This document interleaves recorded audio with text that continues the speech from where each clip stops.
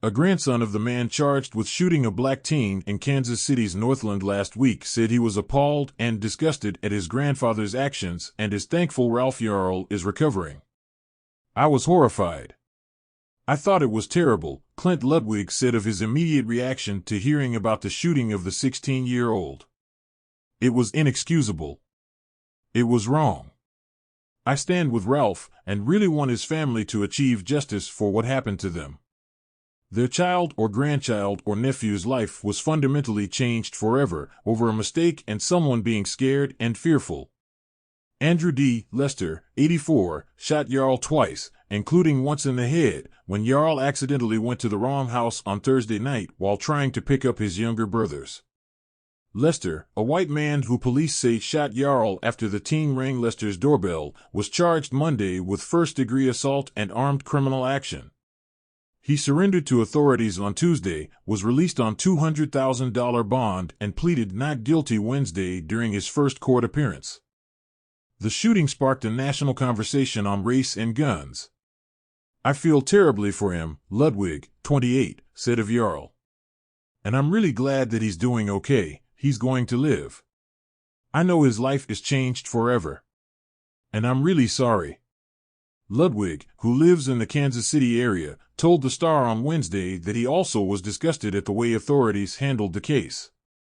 He was critical of the way both police and the Clay County prosecutor conducted the initial investigation, releasing Lester and not charging him after he was first brought in.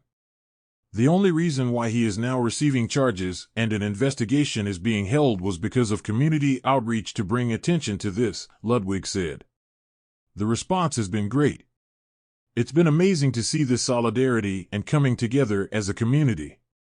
Two other relatives who spoke with the Star said they didn't believe Lester was a racist and thought he likely was scared when he shot Yarl.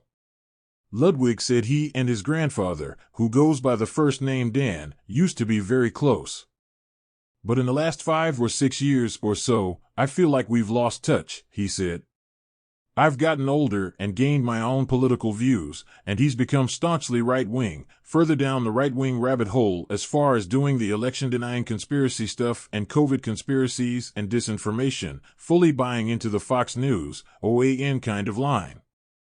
I feel like it's really further radicalized him in a lot of ways."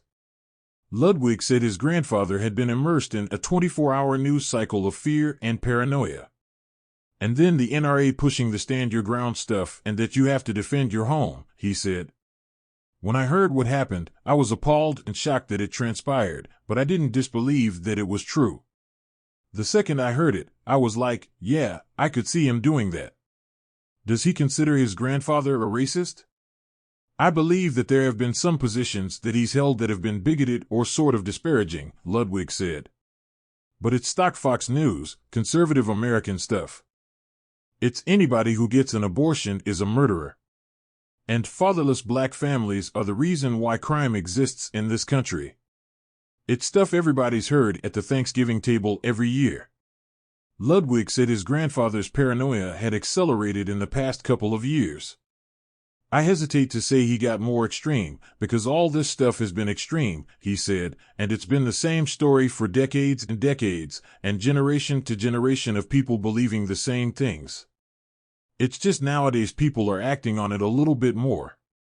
Lester, a military veteran and former airline mechanic, was an avid hunter and longtime gun owner, Ludwig said.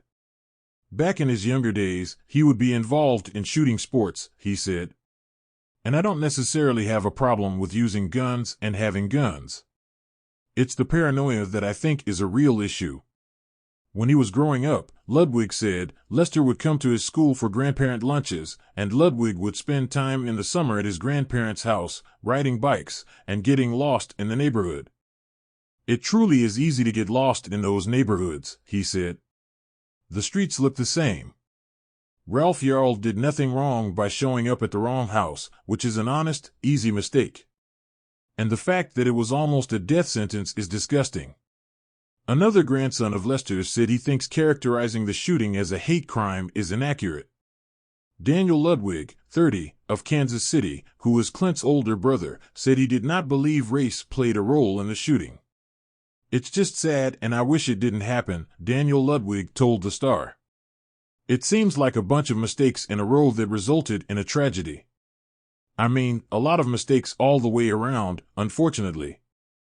Daniel Ludwig said he believed his grandfather would not have fired had Yarl not gone for the door. It was clear, he said, that the shooting did not unfold for no reason. If you look at the affidavit, there were actions taken that caused it, he said, later adding, my grandpa's side isn't being reported. Yarl, however, told police he was immediately shot after simply ringing the doorbell. Lee Merritt, a civil rights attorney representing the Yarl family, said Yarl never put his hand on Lester's door and did not try to enter the home. Mind you, touching the door in and of itself wouldn't be enough to justify the use of deadly force, he said Wednesday. Ralph rang the doorbell and waited quietly outside until the door was open.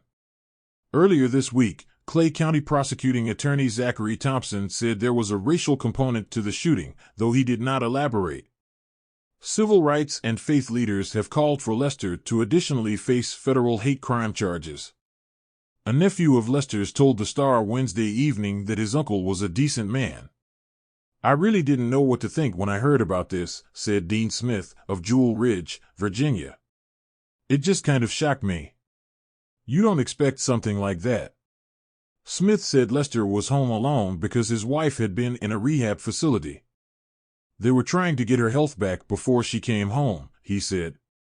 He said he believed Lester was scared when he heard the doorbell ring late at night. 84 years old, living by himself. Smith said it would be hard for me to believe that Lester is racist. He's worked with so many people, he said. He's been a supervisor and all over different races. He's just a really straightforward, everyday person. He was just retired military, trying to get on with life.